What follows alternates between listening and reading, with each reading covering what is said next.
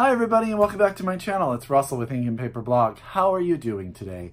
Happy end of December. I know it's been a while since I posted a video. As you knew, I was posting one just about every day before I went on vacation. And then I went to Oregon and was with family, celebrating the holidays, didn't get any filming done. And I'm back, but as you can probably tell a little bit in my voice, I'm suffering from a little bit of something. So I definitely had to wait a day or two to get another video out to you guys, so I am sorry about that. But it's the end of the year, and we are all here on BookTube sharing our end of the year reading lists. And I am getting inspired by every video that I watch. There are so many books out there that I wanted to read that I didn't hear about, that I am hearing about on these videos, that it's been really, really exciting. So I started my list going through my Goodreads challenge, going through every book that I read, and it was long. It was really, really long. I wanted to try to do it top 10. That wasn't going to work. It wasn't going to work. So I decided it's 2018, so let me do my top 18 reads of 2018. Now, all of these books did not come out in 2018. These really are my top 18 books I read in this year, and they could have come out in any order. I am going to do the first 13 in alphabetical order by author. However, I do have 5 books that I think, you know, are just, to me, they were the ones that I've talked about the most this year, recommended the most this year, given the most this year as gifts. So they are all in here, and yeah, and actually one of them is not in here. Let me grab it really quick. There we go. There we go. So I will put that there. So I better get started or this is going to be a really long video. Not going to be talking about them too much. I'm really just going to tell you guys why I love them. So let's start with The Silence of the Girls by Pat Barker. This is a retelling of the story of Achilles and the Trojan War. And from the point of view of the women that are taken as hostage after the conquering of cities. This book is freaking fantastic. It is compelling. It's a story that a lot of us will know. A lot of us have had to read the Iliad by Homer. We've seen a lot of movie versions of the Trojan War. But this book does something amazing with it and totally recreates it from a different angle. I had never read any Pat Barker before, but I have thought about this book a number of times since I've read it, and I think it is freaking fantastic. So The Silence of the Girls by Pat Barker is one of my top reads. Let's get this list started, and that's a good place to start. The second book on this list is So Lucky by Nicola Griffith. This book is just a small little power punch of a novel. This is the story of a young woman, well, she's probably, I say young woman, a woman my age, who is just going through a divorce from the woman she loves, and at that same time she gets diagnosed with multiple sclerosis. And this is sort of her story of dealing with that. She's a strong, independent woman. She runs a AIDS foundation, and she's always sort of lived by her own rules. And this illness stops her and makes her reevaluate on who she is and how she's going to live her life. I found this book very compelling. I found this book really well written, and the story is amazing. And I actually listened to this book on audio, and Nicola Griffith narrates it, and she is freaking fantastic. So yeah, I haven't read a lot of books from the point of view of someone suffering from a disease like MS, so I found this really eye-opening and really engaging. So that's So Lucky by Nicola Griffith. I'm putting these all in a pile on my lap, and that's just not going to work, but I'll deal with it later. The next book I'm going to tell you about is a collection of essays called This Will Be My Undoing by Morgan Jerkins, living at the intersection of Black, female, and feminist in white America. I talked about this book a lot at the beginning of the year. It came out, and I want to say February, and I saw Morgan Jerkins speak about it, and she is brilliant. I think she speaks Russian and Japanese. She was a comparative literature major. She's so well spoken and just comes across as so relatable. These essays are really about exactly what the subtitle says. The one that really spoke to me and the one I think about the most often is sort of a list she writes to Black mothers on how to raise their daughters. And let me see if I can get you the title of it. It's called How to Be Docile. And it is such a powerful message and statement that by the end of it, you will want to reread it. You will be blown away by her brilliance, and you'll also be just heart saddened by it as well. So, excellent essay collection. Morgan Jerkins also reads the audiobook of this, and This Will Be My Undoing, Living at the Intersection of Black, Female, and Feminist in White America by Morgan Jerkins. Amazing. Really, really good. The next book I'm going to tell you about is Self-Portrait with Boy by Rachel Lyon. This is an interesting sort of meditation on the idea of art. We have a main character who takes photographs. One day she takes a photograph, and in the background, a little boy is fallen from the roof of her building to his death, and it is caught in that photograph. This is about the relationship she creates with the parents. This is about her idea of how artistic she finds this moment and the separation between the emotions and the art, and who can do that and who cannot do it. This book, I read this book, I want to say I buddy read this with my friend Chris, or we read it around the same time, and we were both blown away by it.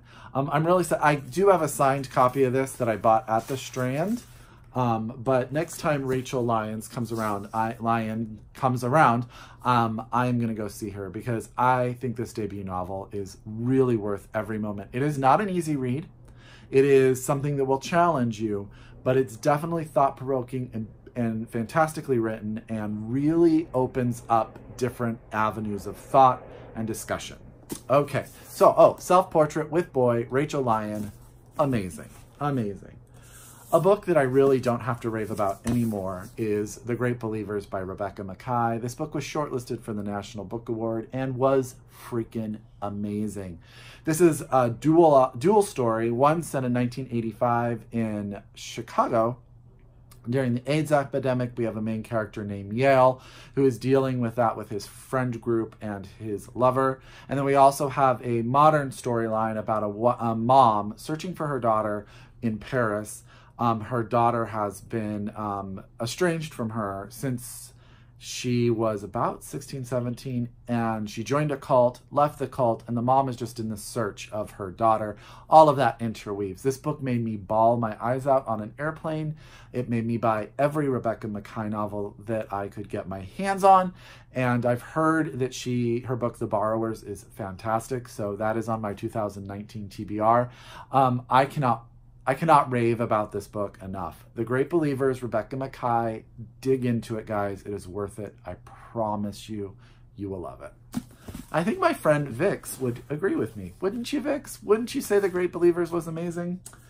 A book that really, again, is probably on a lot of people's lists because it's freaking amazing, and I've got horrible glare. Let me try to get that. Circe by Madeline Miller. Sorry, Madeline. Circe is the retelling of Circe, and also it just makes her an independent woman and reimagines what her life was like before and after the Odyssey occurred. She is a formidable woman. She is an amazing main character. Madeline Miller just flushes all of that world out for you. She makes it so real, but also so mythological. And it's a story that you will just absolutely get lost in, and you will never, ever want to stop reading. It's just so good. And like all of the aspects, the family, the drama, I never thought that Circe was a character I would care as much about as Madeline Miller made me care about her. This book is really as good as people are telling you it, and I hope you read it. Circe, Madeline Miller, please go out and read it. It's so good, you guys. Okay. Gosh, this pile is big. The Tidal Zone by Sarah Moss is a book that was out on BookTube a few years ago, and everyone raved about it. And for some reason, it took me a long time to get to it. This is also a book, like Rebecca Mackai's novel, that once I finished it, I found all of Sarah Moss's books available, bought them, and I also got an early copy of Ghostwall, which is her 2019 release here in the US. This is the telling of a family, a father and a mother with two daughters, when one daughter is diagnosed with a unique and rare disease. And it's how the family deals with that. A lot of this is from the point of view of the father. And it is amazingly about family. It's one of those quiet novels in as of, there's not a lot of plot. This is really what it's about. It's about dealing with this daughter's illness. But the characters, the family dynamic, the beautiful language, Sarah Moss is freaking brilliant. I absolutely loved this book. I think it is, I'm hoping to become one of my favorite authors of all time. I just need to dive into her books. So that's Sarah Moss, The Tidal Zone. Amazing. Amazing. If you haven't read it already, you really should. This book came to me from Europa out of the blue, and I had never heard of Amelie Nothomb before I read Strike Your Heart. And I don't know why, because this book blew my mind. This is translated from the French by Alison Anderson, and this is the story of a young woman. I believe her name is Diane. Diane is born to her mother. Her mother is very jealous of the attention she receives as her daughter. So their relationship becomes very, very dynamic is the word I will use. She then has a younger brother who her mother is infatuated with, and it really separates her from her mother. She goes, sort of lives with other people, becomes her own independent woman, where she makes friends with another woman that sort of formulates her idea of relationships with women. This book is a slim power punch of a book about relationships, about the dynamics between women, about jealousy, about becoming your own person regardless of the people in your life. This book is so good. It made me buy more of Amelie Nothom's novels. I really am excited. Europa never lets me down. I think they're freaking amazing. I highly recommend, if you haven't, starting with this one, as it's the one I started with, and I was blown away. So that's Strike Your Heart by Amelie Nothomb, translated from the French by Alison Anderson. And I want to thank Europa again, because I didn't expect this book in the mail, and it was just that amazing.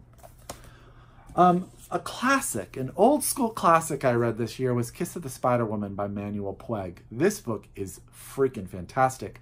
Told in conversation, really in dialogue, the entire book. This is the story of two men in Argentina who are in prison for two different reasons. One is in prison for being a homosexual, and one is in prison for being what the government thinks is a terrorist to the government.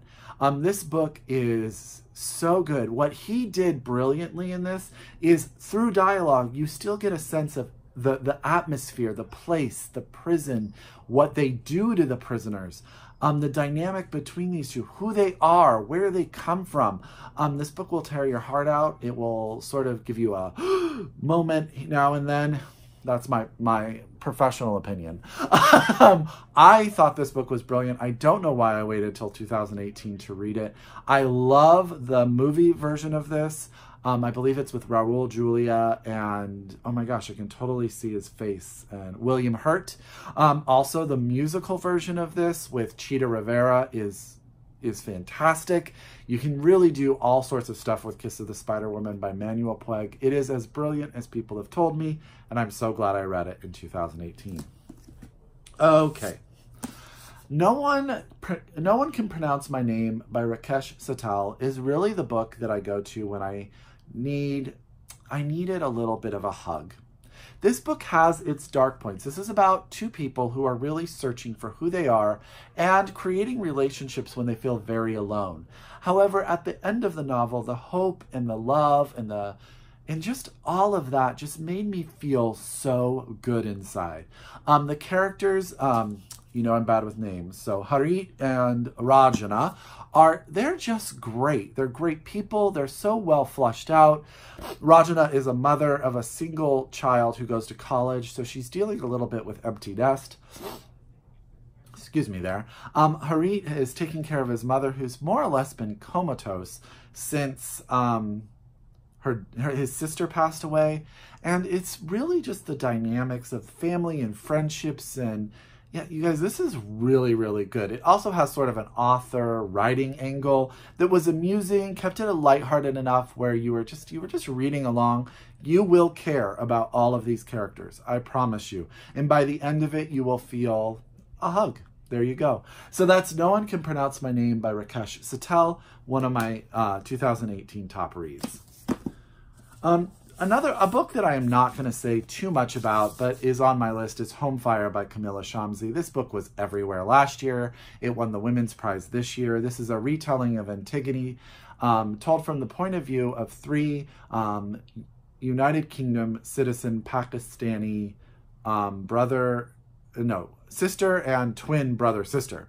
This book is as good as it has been sold to you. It is worth every minute of it. Bawling my eyes out. So amazing. Home Fire made me buy 2 other Camilla Shamsi books.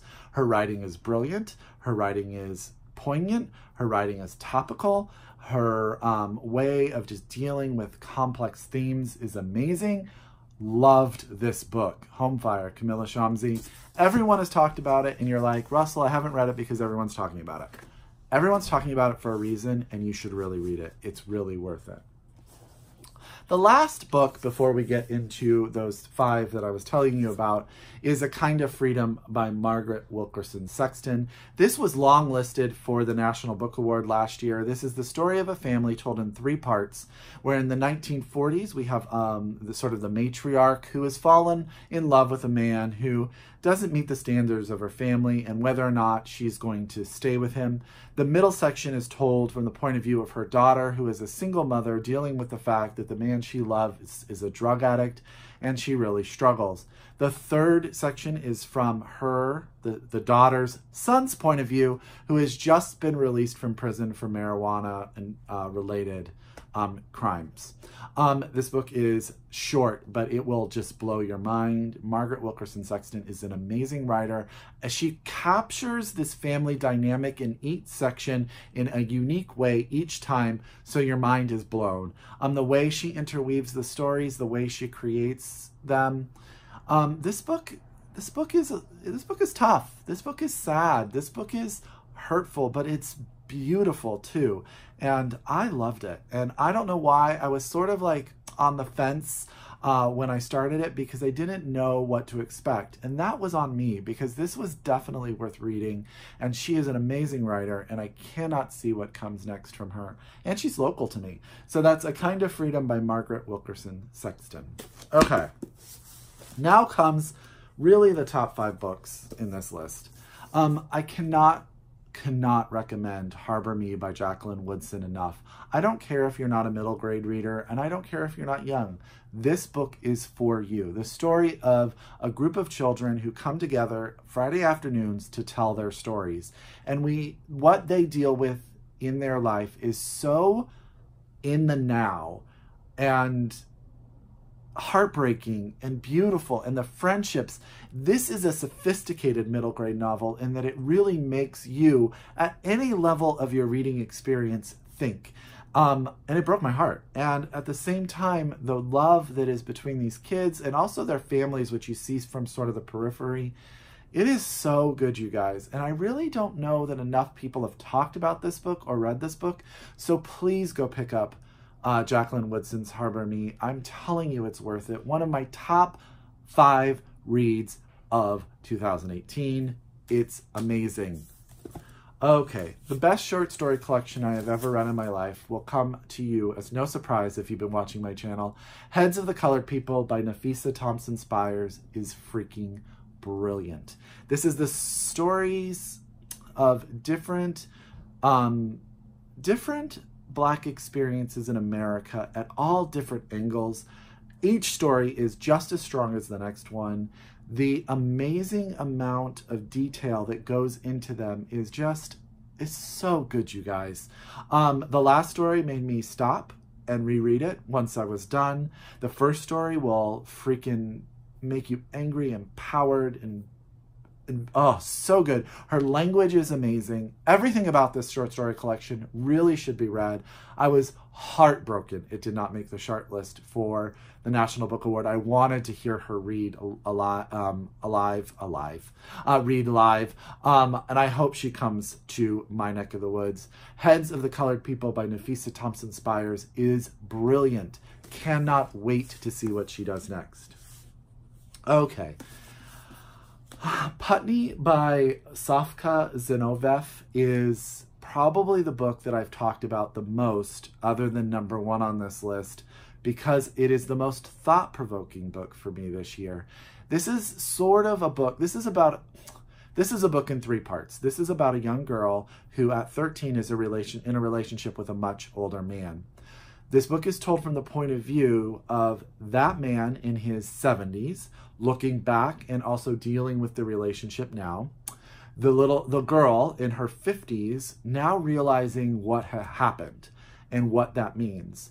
And then her best friend at that time gets back into her life, and you realize that she's trying to instigate an investigation into this relationship, and you don't know why.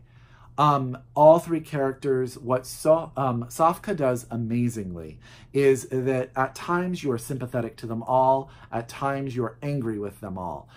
At the same time, there is this event that is sitting there making you uncomfortable, but also making you reanalyze every sentence. This book is not talked about enough. Not enough people have read it, and I really want it in everybody's hands. It is book club material. It is not an easy topic. I'm going to give you that. But I'm telling you, you will have a ton to talk about. You will be so impressed with the writing. You will be so impressed with how she handles this difficult topic.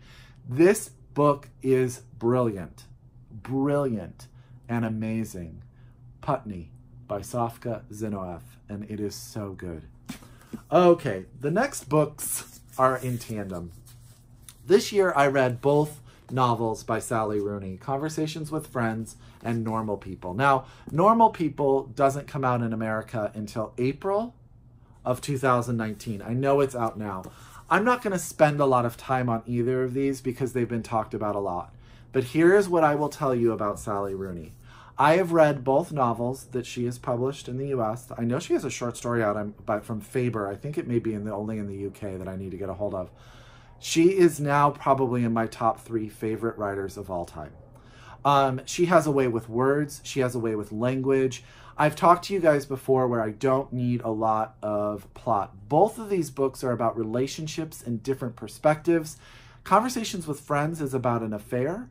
And you think, Russell, I've read a lot of books about affair. You have not read a lot of books like Conversations with Friends.